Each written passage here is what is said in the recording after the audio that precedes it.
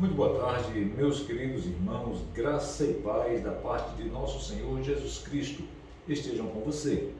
Nós estamos nesta caminhada tratando do panorama bíblico do Novo Testamento. Já começamos a ver a carta pastoral que Paulo escreveu a Timóteo e hoje vamos então entrar na última fase da primeira carta que Paulo escreveu ao jovem pastor Timóteo. Vamos estudar então mais precisamente os capítulos 5 e 6. Nos capítulos anteriores, Paulo esboçou em linhas gerais o que se deve esperar dos pastores no que se refere ao seu trabalho. Também tratou do que se deve esperar dos pastores quanto à sua lealdade e dedicação a Cristo. E hoje, ao encerrarmos o estudo da primeira carta a Timóteo, veremos que Paulo passa a considerar as relações que os pastores devem manter para com diversos grupos na igreja. Antes de tudo, o pastor deve lembrar-se que todas essas pessoas, todos esses grupos fazem parte da família de Deus e, por esta razão, merecem uma atenção bondosa, merecem grande consideração, tudo alicerçado sobre o amor, que deve ser a força motivadora de tudo quanto é feito no âmbito da igreja. Essa qualidade do amor cristão deve ser possuída pelos pastores muito mais do que por qualquer outro membro da igreja local. De certa forma, isso é óbvio, tendo em vista que os pastores são aqueles servos chamados por Deus, separados e consagrados ao ministério pela igreja para conduzirem aquela comunidade de fé, para pastorearem o rebanho que o Senhor confiou. O cristianismo, todos sabemos, não é e não pode ser encarado como um conjunto de normas eclesiásticas, não. Nós sabemos que Jesus é um ser relacional e como nós devemos ser seus imitadores, o cristianismo é relacionamento pautado no amor. Por quê? Porque Jesus é amor. Na época que Paulo escreveu a Timóteo, havia muitas tensões, muitos interesses divergentes, pois tinham grupos específicos formados de acordo com a condição social, condição cultural, a condição civil, faixas etárias das mais variadas. Era assim naquela época, é assim ainda hoje, ou seja, o pastor precisa ter um certo traquejo, jogo de cintura para agir conforme os diferentes tipos de membros e agir assim de forma criteriosa, observando as particularidades de cada um. Tem membros com condição social e econômica muito boas, mas tem membros que passam dificuldades. Tem membros que, socialmente falando, têm limitações severas. Tem membros idosos, outros jovens, outros crianças. Nós temos membros casados, viúvos, descasados. Tem membros com formação acadêmica elevada, uns são mestres, outros doutores, mas tem membros que concluíram mal e tão somente o ensino fundamental. Apesar de tudo isso, diante de Cristo somos todos iguais. Do doutor mais letrado até aquele que não teve a oportunidade de estudar. E também deve ser assim na comunidade cristã, esta comunidade na qual estamos inseridos. E Paulo orienta que Timóteo trate com todos, sem demonstrar predileção, favoritismo a um ou a outro, em especial quando fala para o jovem pastor não se precipitar em impor as mãos sobre ninguém e não participar dos pecados dos outros. E Paulo arremata em 1 Timóteo capítulo 5, verso 22, conserve-se puro. Timóteo precisava ter esse tato, principalmente na repreensão, na exortação. Uma das muitas tarefas de um pastor é corrigir as faltas de alguns membros da igreja. Ocorre que o pastor deve fazer isso com amor, em amor e mais, fazer essa exortação, essa confrontação com base nas Sagradas Escrituras, não é de qualquer jeito. Mesmo hoje, os pastores precisam igualmente ter tato no trato com as pessoas. Lidar com gente, sabemos todos muito bem disso, não é tarefa fácil. É preciso ter sensibilidade, é preciso não realizar julgamentos apressados e muito menos fazer pré-julgamentos. E Paulo adverte Timóteo que ele precisa atentar para a idade das pessoas quando for fazer essa exortação. Paulo inicia fazendo referência às pessoas idosas, dizendo lá em 1 Timóteo 5, primeira parte do versículo 1 e primeira parte do versículo 2. Não repreenda asperamente ao homem idoso, mas exorte-o como se ele fosse seu pai. As mulheres idosas como a mães. Então, o que Paulo quis dizer foi o seguinte: precisa chamar a atenção de uma pessoa idosa que está em pecado? Faça isso. Não passe a mão na cabeça, mas fale com essa pessoa como se estivesse falando com o próprio pai ou com a própria mãe, né? Um pastor sábio, ele age assim, age com respeito, com dignidade e com afeto. E no caso de ser um pastor jovem, como Timóteo, lidando com uma ovelha também jovem, como deve ser o procedimento? Aí vamos lá de novo no capítulo 5 de 1 Timóteo, a segunda parte do versículo 1 e a segunda parte do versículo 2. Paulo orienta: trate os jovens como a irmãos e as moças do sexo feminino, por conseguinte, como a irmãs com toda a pureza. Queridos, ainda que o pastor seja de mais idade, não há qualquer razão para tratar uma ovelha mais jovem com áreas de superioridade, com humilhação, com desrespeito. Não tem razão nenhuma para isso. O tratamento deve ser como a um irmão, como aquela pessoa nascida da mesma mãe.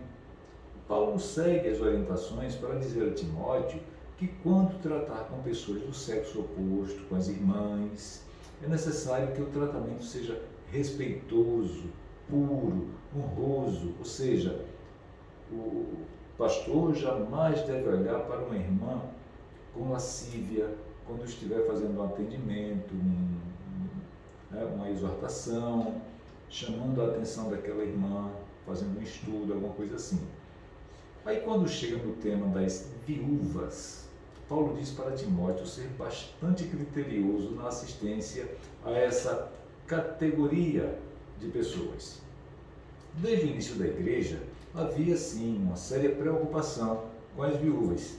Tanto é que lá no livro de Atos, capítulo 6, verso 1, está escrito: naqueles dias, crescendo o número de discípulos, os judeus de fala grega entre eles queixavam-se dos judeus de fala hebraica, porque suas viúvas estavam sendo esquecidas na distribuição diária de alimento. E em Atos capítulo 9, verso 39, diz: Pedro foi com eles, e quando chegou, foi levado para o quarto do andar superior. Todas as viúvas o rodearam, chorando e mostrando-lhes os vestidos e outras roupas que Dorcas tinha feito quando ainda estava com elas. Dorcas havia falecido e ela dava essa assistência. Então nós vemos que essa preocupação com as viúvas não foi decorrente da estruturação da igreja primitiva. Não foi.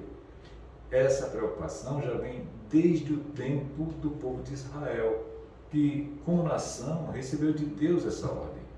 Em Deuteronômio, capítulo 10, verso 18, está escrito: Ele, Deus, defende a causa do órfão e da viúva, e ama o estrangeiro, dando-lhe o alimento e roupa. Em Deuteronômio, capítulo 14, versos 28 e 29, nós lemos: ao final de cada 3 anos, tragam todos os dízimos da colheita do terceiro ano e armazene-os em sua própria cidade, para que os levitas que não possuem propriedade nem herança, e os estrangeiros, os órfãos e as viúvas que vivem na sua cidade, venham comer e saciar-se. O apóstolo Paulo, na carta ao jovem pastor Timóteo, reafirma essa necessidade de proteger as viúvas, porque ele diz que o auxílio da igreja não pode ser realizado de qualquer forma, nem para qualquer viúva. Por quê?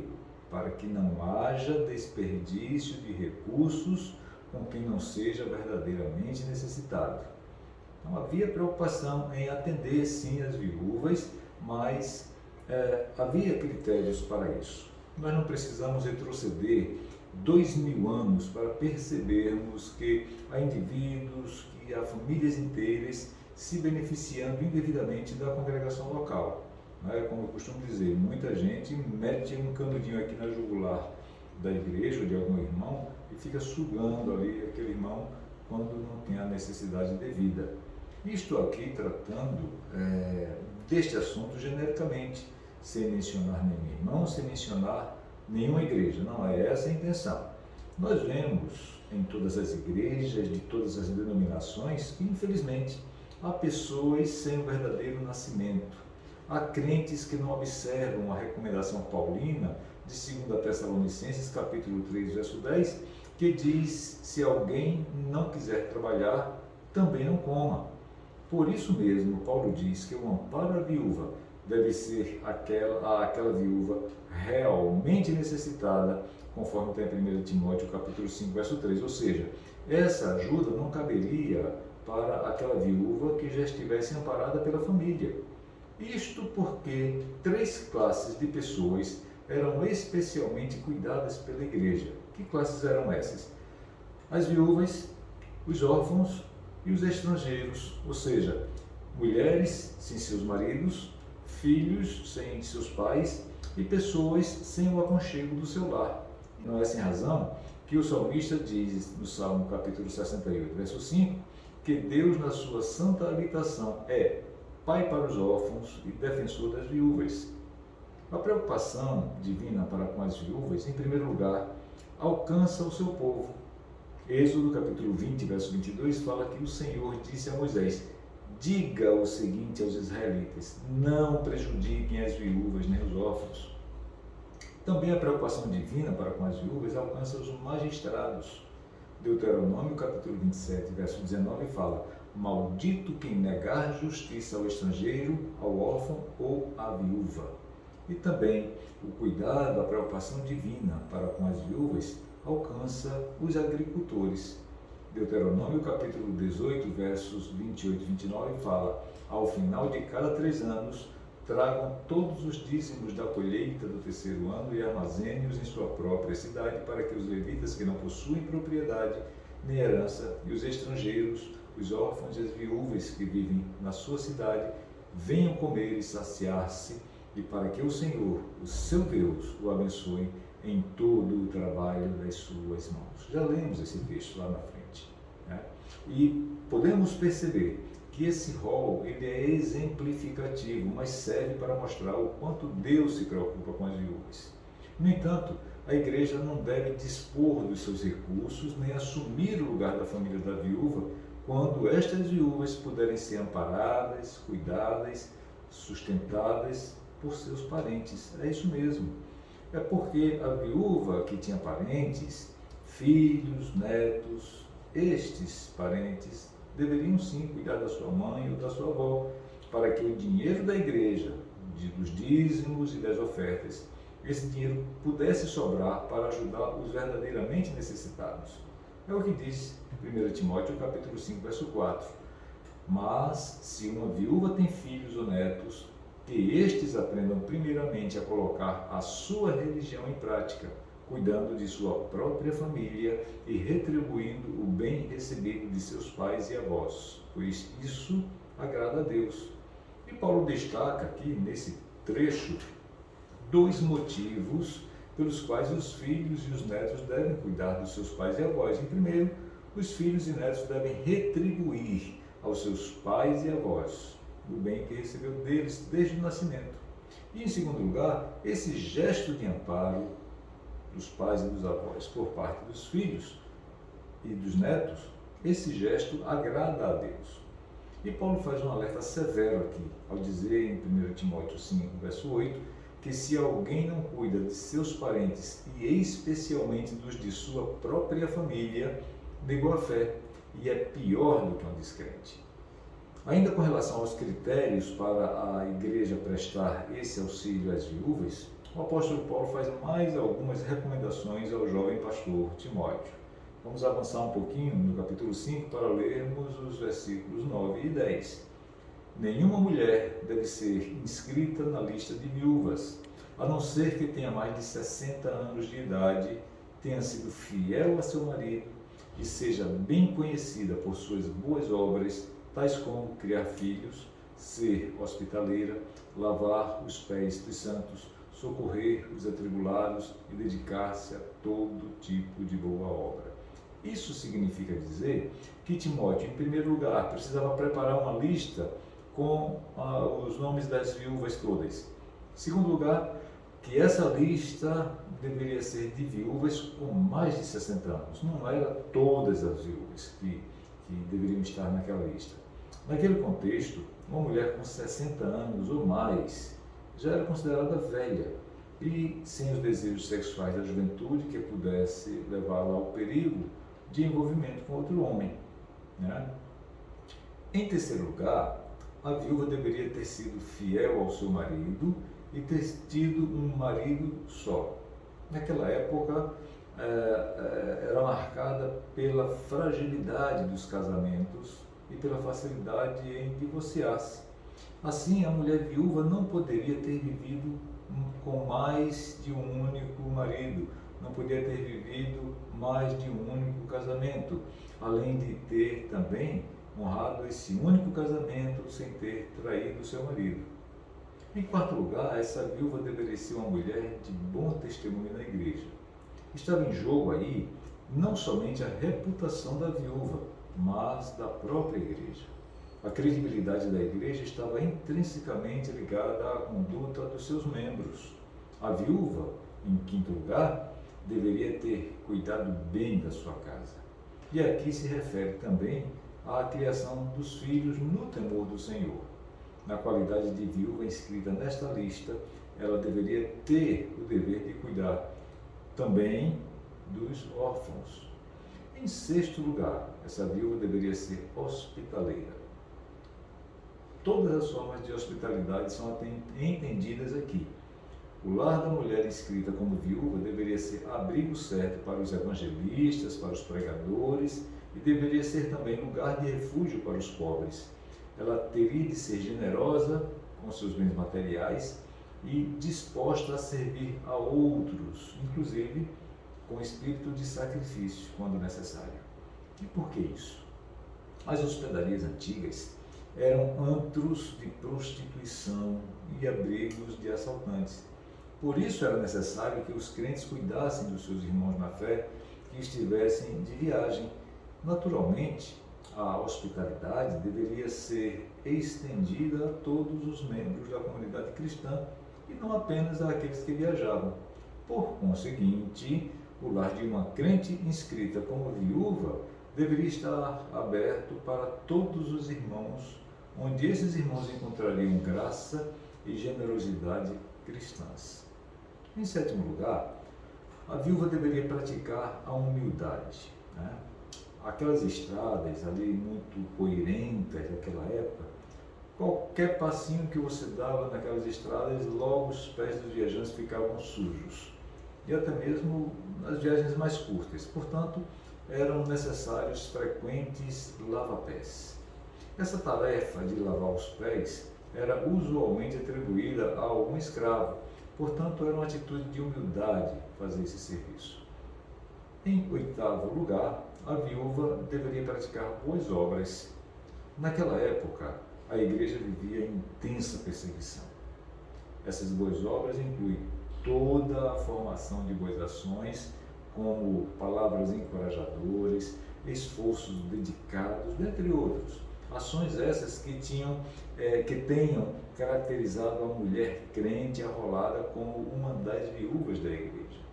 A vida de uma mulher assim iria garantir que ela prosseguiria nessa forma de atitude e ação, sendo então um elemento benéfico para toda a igreja. A igreja também não deve dispor dos seus recursos para cuidar de pessoas que vivem em pecado, se deleitando nos prazeres do mundo. Esta é mais uma recomendação de Paulo, inclusive quando ele trata até das viúvas mais jovens que podem vir a se casar também ou não ou até a se abrasar-se, a ficar, como no popular de hoje, ficando, né? Namorando um, namorando o outro. Por isso que Paulo estabelece esses critérios. E na sequência o apóstolo trata dos obreiros e dos pregadores da palavra no que diz respeito a receber da igreja o seu sustento. 1 Timóteo capítulo 5, versos 17 e 18 relata que os presbíteros que lideram bem a igreja são dignos de dupla honra, especialmente aqueles cujo trabalho é a pregação e o ensino, pois a Escritura diz: não amordace o boi enquanto está debulhando o cereal, e o trabalhador merece o seu trabalho. Percebam que Paulo diz que os presbíteros têm variadas funções.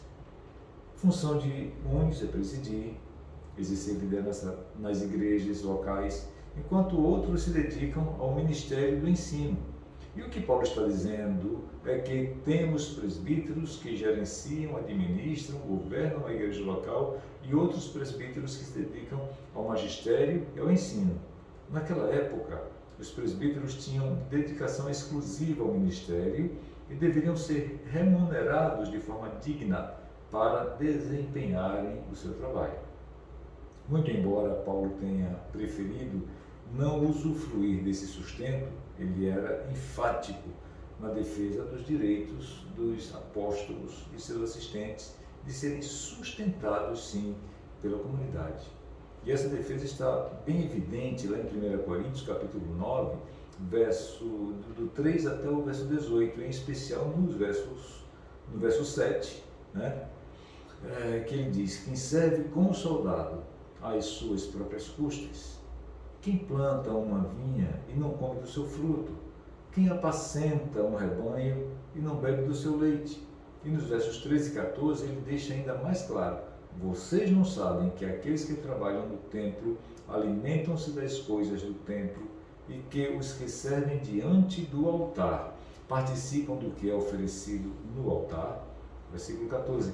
Da mesma forma, o Senhor ordenou àqueles que preguem o Evangelho, que vivam do Evangelho. Por isso que tem que ter realmente o sustento dessa turma aí que exerce o ministério de administração, de ensino e tudo mais. Mas voltando aqui para a primeira carta, Paulo passa a tratar da questão da disciplina dos presbíteros. Vejam só. 1 Timóteo, capítulo 5, versos 19 e 20, fala: não aceite acusação contra um presbítero se não for apoiado por 2 ou 3 testemunhas. Os que pecarem deverão ser repreendidos em público, para que os demais também temam. Naquela época, por várias razões e interesses escusos, não era raro que alguns crentes bisbilhoteiros, levianos, fizessem acusações contra algum presbítero. Aí eu pergunto: será que nos dias de hoje ainda tem crentes assim? E eu respondo essa pergunta: infelizmente, querido, sim. Infelizmente temos muitos irmãos mais interessados em fazer denúncias vazias somente para desestabilizar um pastor, para desestabilizar um diácono, para derrubar um líder de ministério, quando ele deveria, na verdade, estar lançando mão do arado, trabalhando para o reino de Deus, né? E o que Paulo está dizendo aqui é que não se deve tratar os erros, seja lá de quem for, com frouxidão, nem também com desmedido rigor. Ele está dizendo que a disciplina deve ser exercida, pautada na verdade, na cautela e no amor, a fim de que esse que caiu em pecado possa ser restaurado, e não destruído, e não realmente acabado, aquela pessoa já está no chão. O cara pecou, já está lá todo arrebentado, você vai destruí-lo definitivamente? Não. Ele está dizendo que essa pessoa deve ser, sim, repreendida, deve ser corrigida, deve ser tratada para que ela seja restaurada. E aí nós chegamos ao final da carta, onde Paulo inaugura o capítulo 6, tratando aqui da relação dos escravos crentes com seus senhores crentes e vice-versa. Isso é muito interessante. Naquela época, estima-se que havia mais de 60 milhões de escravos no Império Romano, muita gente, né? E muitos desses escravos eram instruídos, eram muito cultos. Olha só, tinha escravo no trabalho doméstico, no serviço rural, no serviço público, escravos que eram professores, artesãos, soldados e até que exerciam função de gerentes. Em que pese as variadas funções exercidas, algumas dessas funções bem relevantes, os escravos não passavam de meros instrumentos de trabalho para os seus senhores, eram escravos. A lei romana ela não proibia que os senhores dos escravos os pusessem em trabalhos forçados, por exemplo, que os prendessem quando julgassem necessário, que os açoitassem também como castigo por algum mal feito, que eles fossem inclusive marcados a ferro, ferro em brasa, como se faz com o gado. E pasmem, eles tinham direito até de crucificar os seus escravos. Mas, como tinham escravos crentes, que eram servos de donos também crentes, aí a coisa muda de figura. E Paulo diz para Timóteo exortar uns e outros a se tratarem dignamente e com o devido respeito. Por quê? Porque eles, esses escravos, esses senhores, eram, antes de serem escravos e senhores, servos de Deus. Portanto, eles eram irmãos em Cristo, portanto, iguais aos olhos de Deus.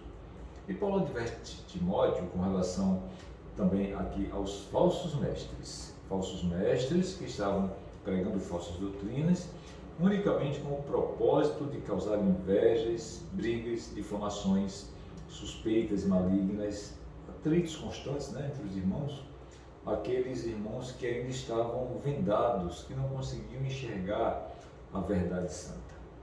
E Paulo dá um passo além, ainda com relação aos falsos mestres, para orientar Timóteo com relação à busca desenfreada do dinheiro, para que o homem de Deus fuja de tudo isso e busque a justiça, a piedade, a fé, o amor, a perseverança e a mansidão.